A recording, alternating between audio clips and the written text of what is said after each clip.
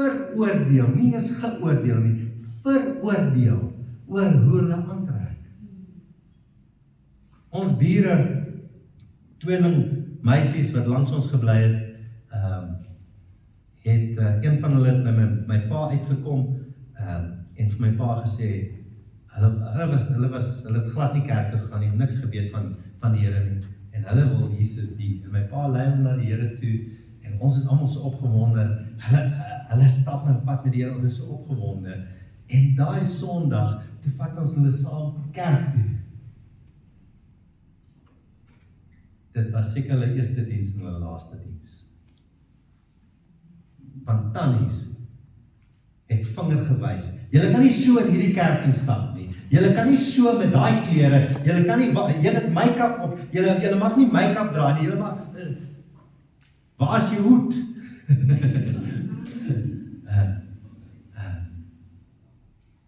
En weet jy wat, ek weet nie eens of hulle die Here dien nie, ek hoop dat die saad van daardie dag, al het hy daar gesterf, dat hy iewers ontkiem het.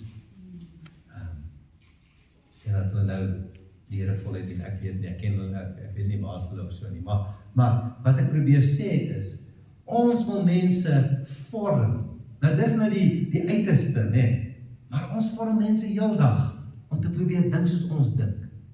Of het in politiek is, of het in wat jy eet, wat jy drink, hoe jy aantrek, tattoos. Kan ek julle storie gaan vertel?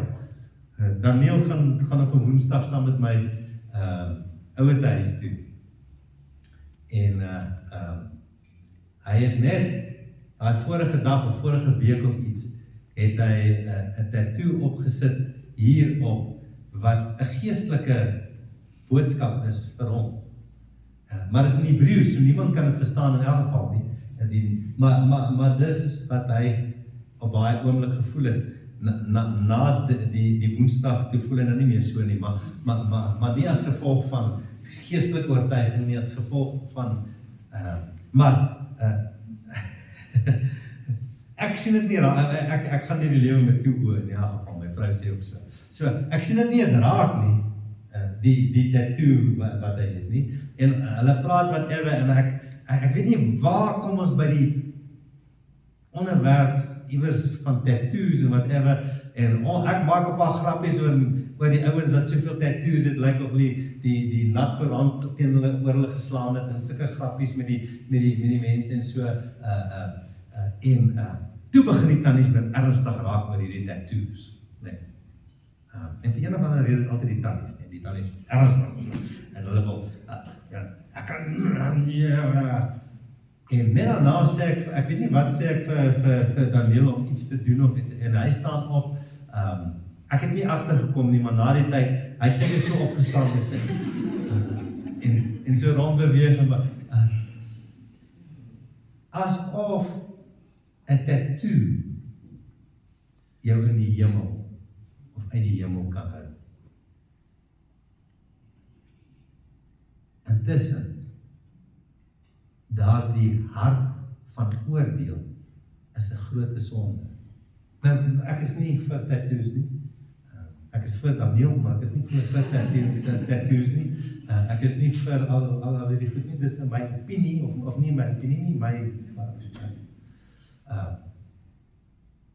ons moet so versigtig wees, dat dit wat ons dink reg is, dat ons ander mense, as jy dink is reg, sorg dat jou lewe volgens dit is. Dit wat jy dink. Maar hou op om ander mense te probeer vorm, want God het jou nie geroep om die een te wees wat die klei vorm nie.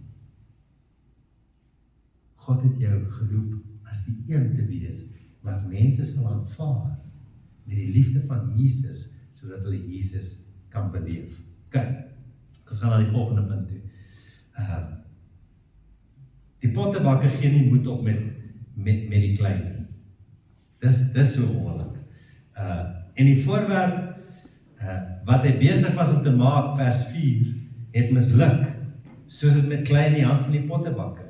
Maar hy het daaruit weer 'n ander voorwerp gemaak, soos dit in die oë van die pottebakker reg was, om om dit te maak. Daar's 'n man met die naam van Hubert von Herkommer. Ek neem aan hy was van Nederland. Nee, hy was van Bavaria af. Maar hy was 'n beeldhouwer, hierdie man. Dit is nou nie belangrik, sy naam is nie belangrik en waar hy vandaan kom is ook nie belangrik nie. Hy was 'n beeldhouwer, sy pa was ook 'n beeldhouwer. Ek het altyd gedink is 'n beeldbouwer, maar is 'n beeldhouwer. Okay, ek het gaan opsoek. Ook een, maar sy pa was nooit so goed soos sy seun was bekend en so en so. En in sy pa se jare toe hy begin oud word en swaar trek, het hy, toe so in sy 80's kom, toe gaan leef hy, sy seun bring sy pa toe in om by hom te kom bly. En elke aand, om die tyd 'n bietjie weg om te kry, het die pa die klei gevat en dan begin beeld maak of besig met sy beeldhouwerwerk. Net omdat hy altyd daarvan gehou het. Maar met die jare het sy vingers 'n bietjie krom geraak. En hy kon nie meer so mooi werk nie. Dan het hy nou hierdie stuk klei gevat en hom gevorm en dan kyk hy na hierdie wat ook al hy mee besig is, dan kyk hy so en dink hy. En dan sê hy, nee wat. Ek het gedink ek sou beter as dit doen. En dan gaan hy en dan gaan slaap hy. As hy gaan slaap, dan kom sy seun, wat hierdie bekende beeldhouwer was, dan kom hy, dan vat hy sy pa se stuk, dan maak hom dit 'n bietjie reg. En hy maak hom 'n bietjie gelyk, en hy maak hom so 'n bietjie mooier. En dan as die pa die volgende oggend opstaan, en hy kom sit daar by sy stuk wat hy besig was, dan kyk hy so en dan sê hy, lyk nou 'n bietjie beter as wat ek gedink het gisteraand, maar seker net 'n bietjie moeg. Lyk nou baie beter. Vertel hulle net hierdie storie om te sê, dis wat die Here met ons doen. Ons lewens, ons kyk na ons eie lewens partykeer, ons kyk na, en dan sê ons, dan kom die Here, wanneer ons slaap, wanneer ons nie eens weet nie, dan vorm hy 'n bietjie, en hy maak hom 'n bietjie mooier, en hy maak hom 'n bietjie beter, want God is so lief vir ons, hy is die een wat ons vorm, en hy doen goed in ons, wat ons nie meer kan self doen nie. En wanneer ons kyk dan sê ons, dat is nie sleg, gisteraand het hy baie erger gelyk. So, die pottebakker gee nie moed op met die klei nie. Ek het al moed opgegee met mense. Oom Stoffel was 'n blinde bedelaar oom, wat ek en Madeleine baie tyd en moeite ingesit het. Baie van julle ken Oom Stoffel, die storie van Oom Stoffel. Dis die oomie toe ek hom begrawe die dag, toe val ek in sy graf, die graf langs hom, maar dis 'n ander storie vir 'n ander dag. Maar Oom Stoffel het op 'n stadium, ek en Madeleine het moeite gedoen. Ons het hom in ons huis ingebring, ons het hom gehelp, ons het hom gestuur na rehabilitasiesentrum toe, hy het teruggekom vir alkohol, hy het teruggekom toe sy verslaaf aan pille, toe hy nou nie meer genoeg pille kry nie, toe gryp hy nou maar na die bottel toe weer. En ons is op 'n stadium so moeg, want alles wat ons doen en probeer, help nie met Oom Stoffel nie. Want ons het gedink, ons kan Oom Stoffel vorm om 'n goeie Christen te wees. En op 'n dag, toe gaan sit ek by Oom Stoffel, en ek sê vir Oom Stoffel, ek is nou klaar. Ek kan nie meer nie. Daar's baie ander mense wat my nodig het, ek kan nie meer nie. So, maak oom nou soos wat oom wil. Ek sal nog steeds daar wees as oom my nodig het, maar maak hom soos wat oom nou wil. En ek los hom toe. Oom Stoffel het gebly saam met al daan vereniging in Staatsdorp, in 'n plek wat hulle sulke kamertjies gehad het, 'n verskriklike plek in elk geval, maar hy het maar daar gebly en so. En 3 maande later, en na die 3 maande, het hom Stoffel ontmoeting met die Here gehad. En die Here het hom verlos, totaal en al, het die Here hom verlos van die alkohol. En 3 maande was hy droog, soos ons nou sê, was hy droog. 3 maande later is hy oorlede. En ek het die voorreg om 'n man wat ontmoeting met God gehad het, te kan begrawe, nie 'n man wat ontmoeting met Michael gehad het, te begrawe. Ek is nie die vormer, jy is nie die een wat klei kan vorm nie. Nie jou vrou, nie jou man, nie jou kinders. Ons kan bid, ons kan die Here vertrou. Maar laat toe. Ons wat sê ons vertrou God, ons wat sê ons glo in die Here, kom ons laat toe, dat die een in wie ons glo, die werk doen in hulle lewens. Ok, ek kom amper na einde toe. Moenie oordeel nie, do not judge. Kom ons sit gou voor ons by daai skrif, kom ons sit gou daai eerste prentjie op. Ek het in die eerste diens, as jy in die eerste diens hier was, of jy ken hierdie, moet nou nie uitskree nie. Sien julle daardie prentjie? Sê gou vir my, hoe oud is daardie vrou? Skree enigiemand uit, wat julle dink? Hoeveel? 80. Ok, wat sê julle? 30. Ok, 80, 30, ok? Nog een, ok, maar dit is goed genoeg, om daai twee, want van julle kyk en julle weet nie, is hy 20? Is hy 95?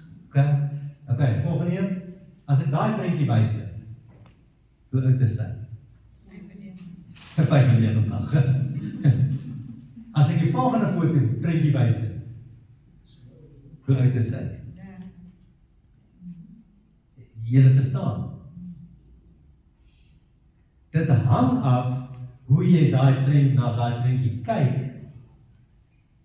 met wat 'n prentjie alreeds in jou kop is, wat jy na daai prentjie kyk, om te bepaal, wat sien jy? So as jy daai prentjie het, dan lyk en jy kan daai prentjie nou op daai prentjie sit, dan sien jy hierdie mooi jonge dame. As jy teruggaan, as jy daai prentjie bysit, dan sukkel jy om, as jy eers een gesien en dan sukkel jy om die ander een, maar as jy nou mooi kyk, en dan sien jy, daar is die neus, lekker groot neus, ok, daai tannie is baie oud. Gee julle daai prentjie om te sê, moenie oordeel nie, want jy oordeel mense na wat jy raak sien, en nie wat die persoon regtig is nie. Nou wat is hy? Is hy nou 95 of is hy nou 30? Ek kan jou nie antwoord gee, ek weet nie. Maar, is nie die punt nie. Die punt is, ek kyk na daardie prentjie volgens hoe ek dit sien, en volgens my prentjie. So jy kyk na mense wat 30 jaar oud is, en jy sien 'n 95 ou vrou daar. En daai vrou het ek rarig soos 'n 95 hekserige vrou. En so jy sien die heks raak, in plaas van die mooi jong dame, of andersom. So moenie oordeel nie. En in Romeine 14, vers 10 tot 13, skryf Paulus en sê, maar jy, waarom oordeel jy jou broeder? Of jy ook, waarom verag jy jou broeder? Want ons sal almal voor die regterstoel van Christus gestel word, want daar is geskrywe, so waaragtig as ek leef, sê die Here, voor my sal elke knie buig en elke tong sal bely. So sal elkeen van ons dan vir homself aan God rekenskap gee. Laat ons dan mekaar nie meer oordeel nie, maar besluit dit liewe om nie die broeder 'n hindernis of struikelblok in die weg te lê nie. En die Here kom en hy sê, hou op om mekaar te oordeel. Moet ons sonde oordeel, verseker. Sonde bly sonde, en as in God se woord opgeskryf is as sonde, dan is dit sonde. Ons oordeel die sonde, maar ons kan nie die persoon oordeel wat die sonde doen nie, want ons weet nie wat is in sy agtergrond. My kinders in my huis, ek wil nie sê my kinders in my huis nie, maar dan klink dit dat net omdat hulle my huis is my kinders, het almal verskillende agtergronde. En hulle reageer as gevolg van hulle agtergronde. Hulle reageer as gevolg van daardie goed. Beteken dit dat hulle sleg is? Nee. Dit beteken net hulle is onverwerkte goed nog in hulle lewe, wat hulle nog nie verwerk het nie. En ek kan dit nie vir hulle verwerk nie. So my 4 grootes kom saam na die waarheid teenoor die lewe. Ek nooi julle uit Dinsdae-aande, elke Dinsdag-aand. Dit sal vir jou jou oë bietjie oopmaak, die waarheid teenoor die lewe kursus wat ons besig is om te doen. Ons is net 1 week gedoen, so jy is nog vroeg genoeg om in te val. Is net 4 weke lang. En ons kom by die leuns wat die vyand, so my kinders, my groter kinders is saam met my daar, want ek wil hê, hulle moet self sien en hoor, dat ek nie vir hulle moet sê, hy hou op, want ek het genoeg gesê, hy hou op. Ek het genoeg probeer vorm. Ek het genoeg probeer om Johan en Jason en Danila en Genevieve te vorm. Die ander vorm ek nog steeds so nou en dan. Maar maar ek het hulle genoeg gevorm. So ek kan hulle nie meer vorm nie. Hulle moet nou hulle eie besluite maak en hulle moet toelaat dat die Here, hulle moet oorgee aan die Here, dat die Here kan vorm in hulle lewens. Want net laat ek byvoeg gou. Daar's baie redes hoekom mense goed doen. Maar in die Bybel is 'n rede nooit 'n verskoning nie. Jy het nog nooit gesien in die Bybel dat die Here vir iemand wat droog gemaak het, vir Judas gesê het, Judas, ek weet, jy het arm groot geword en nou geld jou dryfkrag gewees, so dis hoekom jy dit gedoen het, ek verstaan. Nee, die Here het dit nog nooit gedoen nie. Die Here het nog nooit gesê, ek verstaan, jy het sonder 'n pa groot geword, so dis hoekom jy so reageer, ek verstaan, die Here het dit nooit gesê in sy woord nie. Okay. Maar as redes hoekom mense reageer soos hulle reageer, maar 'n rede is nooit 'n verskoning, jy gaan nooit met jou redes kom voor die Here eendag en sê, Here, hier is my rede. Maar ek kan nie daardie rede wegvat. Ek kan nie daardie seer van die rede wegvat. Ek kan nie daardie seer en goed wat dwaal in iemand se kop uithaal uit hulle hart uit. Ek kan hulle nie vorm nie. Jy kan hulle nie vorm nie. Jy kan hulle net aanvaar en lief wees vir hulle ten spyte van wat hulle doen. Jy kan net, ek kan net en jy kan net mense wat jy nie van hou nie, leer ken en agterkom. Hulle is glad nie so sleg as hulle. Inteendeel, hulle is dalk iemand wat jy graag meer tyd sou wou mee spandeer. Maar jy spandeer nie tyd nie, want jy klaar besluit hoe is mense, want daar's oordeel in ons harte. Paulus sê, hou op om te oordeel. Okay. Daar's baie wat ek wil sê, ek sluit af met hierdie laaste gedeelte.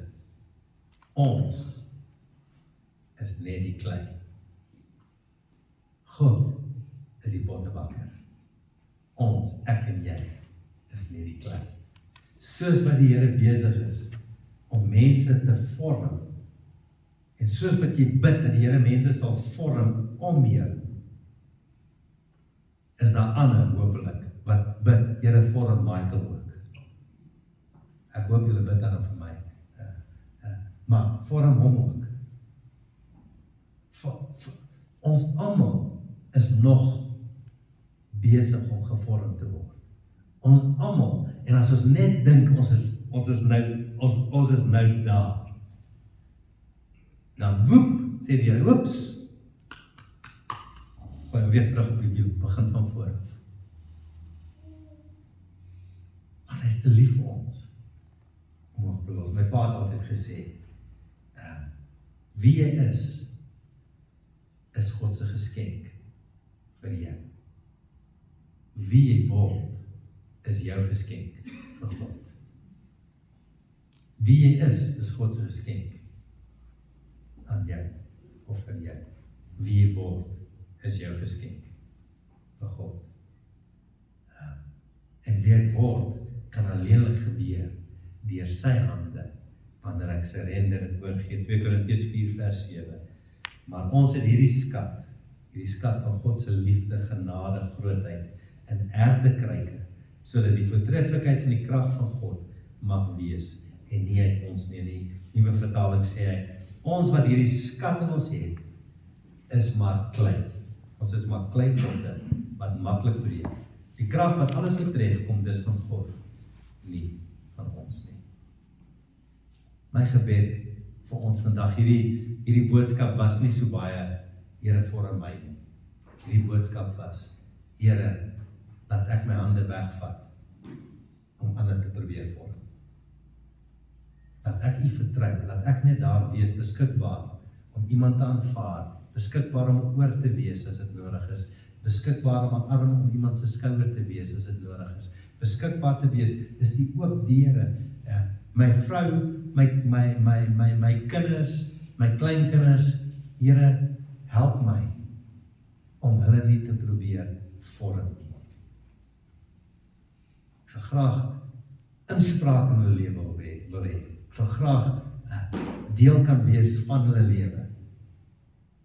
Maar kom U, wat die groot pottebakker is, kom U en kom vorm U hulle, soos wat U wil, sodat hulle kan wees 'n kleipot, wat U heerlikheid kan dra, wat U vir hulle voorberei, vir hulle is. Kom ons bid saam. Vader, dankie. Dis U woord, dis wat U sê, en ons wil vandag net kom,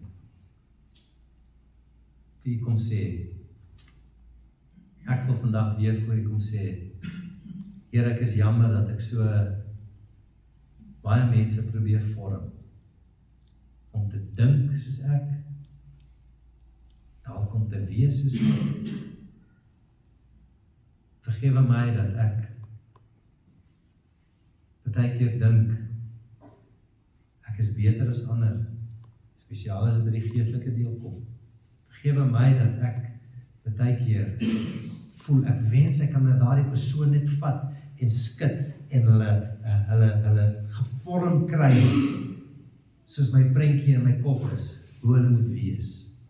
Hierdie voorbeeldige, spesiaal my kinders, hierdie voorbeeldige kinders wat en al die goed wat ons daarmee saam sê. Vergewe my, Here. Leer my om die instrument in U hand te wees. Leer my om te reageer volgens wat U vir my sê. Baie keer moet ons sekere goed doen om ons kinders om deel te wees van U, waar U die vorming wil laat gebeur in hulle lewens, dan moet ons ook deel wees van daardie vorming. Maar help ons om aan U stem te hoor en gehoorsaam te wees aan U. En dan bid ek vandag vir ons almal wat hier is, almal wat vandag hier is, wat harte het, wat baie keer dink, ons weet hoe moet iemand anders te leef, of hoe iemand anders te moet doen, of hoe iemand anders te moet reageer. Help ons om dit neer te lê vandag. En vul ons met U liefde. Vul ons met U genade. Nie net die genade wat ons nodig het in ons lewens, maar die genade wat ons kan hê teenoor ander mense. Kom werk U werk in ons lewens. Kom vorm ons vandag. Om meer en meer en meer na die beeld van Christus gevorm te word, sodat ons God se beeld kan uitskyn uit ons lewens. Ek bid vir elke gesin, ek bid vir elke man, elke vrou, die wat alleen is, bid ek, Here, dat U hulle vervulling in hulle harte sal bring en wees. Vir die wat getroud is, dat U die vorming sal doen in ons huwelike, dat U ons sal vorm.